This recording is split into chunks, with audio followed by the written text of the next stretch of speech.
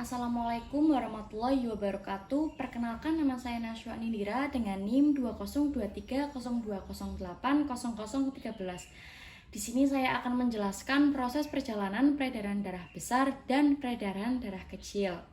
Sebelumnya saya ingin menjelaskan terlebih dahulu apa sih peredaran darah besar dan peredaran darah kecil.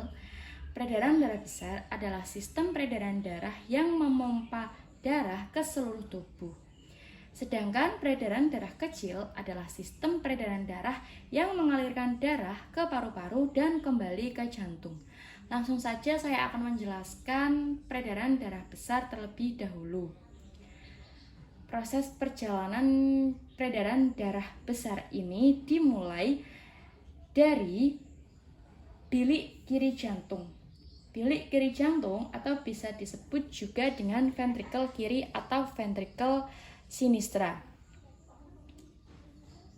Sel darah yang mengandung banyak oksigen akan dipompa ke pembuluh nadi atau aorta. Dia akan berjalan melewati aorta ini.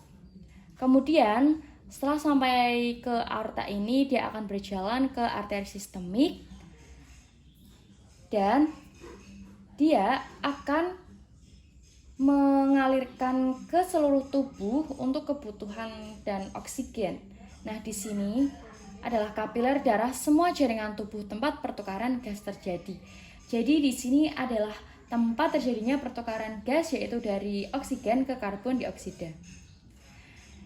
Nah, karbon dioksida ini akan dikirim ke vena sistemik atau pembuluh vena. Dia juga akan melewati vena cava dan dia akan ke serambi kanan. Serambi kanan atau bisa disebut juga dengan atrium kanan atau atrium dextra. Nah, itulah proses perjalanan peredaran darah besar. Selanjutnya saya akan menjelaskan proses perjalanan peredaran darah kecil.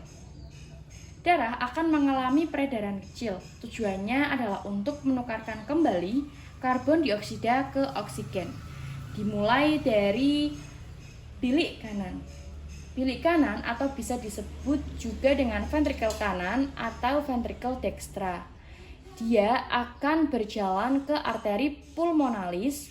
Setelah di arteri pulmonalis ini, dia juga akan berjalan ke paru-paru. Nah, di sini adalah kapiler paru-paru tempat pertukaran gas terjadi. Nah, jadi di sini dia tempat terjadinya pertukaran gas dari karbon dioksida ke oksigen.